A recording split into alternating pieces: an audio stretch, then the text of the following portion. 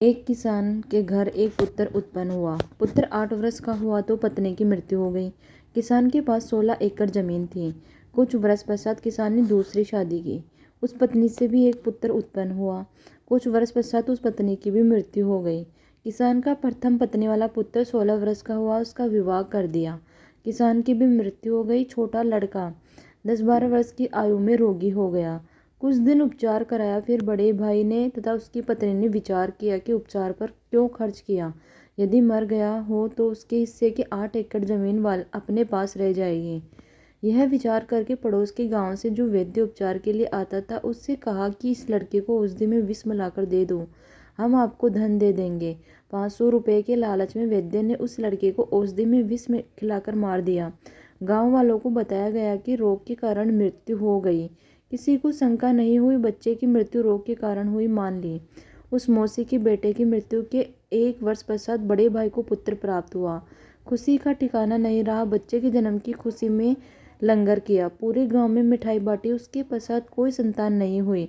इकलौते पुत्र को प्रेम से पाला, अच्छा घी दूध दही खिलाया। 16 वर्ष की आयु में विवाह कर दिया। उस समय बाल विवाह को गर्व की बात माना जाता था। वह लड़का रोगी हो गया। वैद्य पर वैद्य बुलाए, महंगे से महंगी औषधि खिलाई, परंतु व्यर्थ रहा।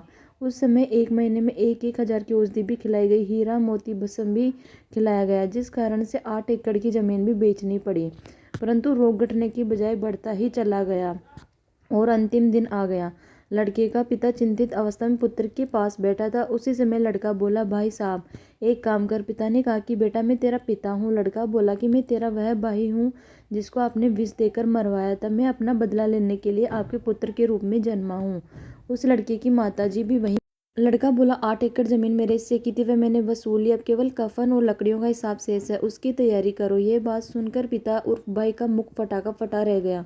अपने किए पर दोनों पश्चाताप करने लगे। परमात्मा का विधान अटल है। बड़े भाई ने पुत्र रूप में जन्मे छोटे भाई को प्रसन्न किया कि ने लालच में आकर जो पाप किया, हमें परमात्मा ने फल दिया। जिस उद्देश्य के लिए आपकी जान ली थी वह 8 एकड़ जमीन गई तथा अन्य संतान नहीं है।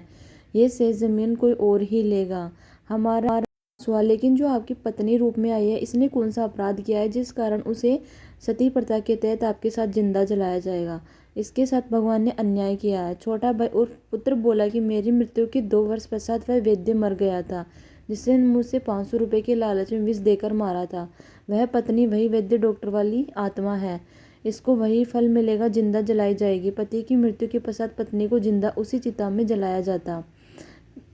परमात्मा की दृष्टि से कुछ नहीं छुपा, जैसा करेगा वैसा भरना पड़ेगा। प्रत्येक परिवार इसी प्रकार संस्कार के कारण एक दूसरे से जुड़ा है।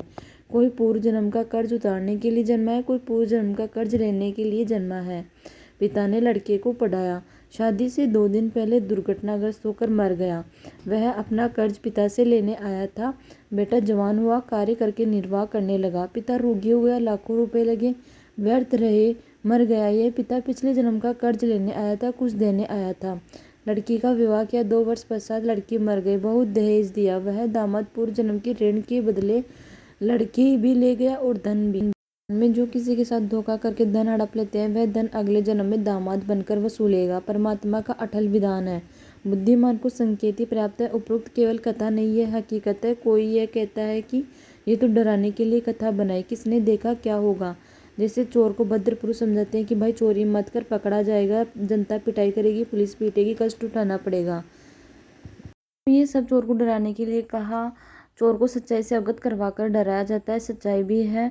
यदि सच्चाई से डरकर चोरी करना त्याग देगा तो उसकी भलाई है। यदि कहेगा कि किसने देखा, आगे क्या होता है, उसके साथ वह सब गुजरेगी जो पहले बताई गई थी। इस प्रकार से उपरोक्त कथा को केवल समझाने डराने के लिए मानेगा तो दुर्भाग्य होगा। इसको इतने ही सत्य समझना जिससे चोर को सतर्क किया है।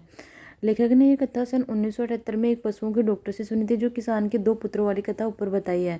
वह इस कथा को अपने पास बैठने वाले को सुनाता, परंतु अमल नहीं करता।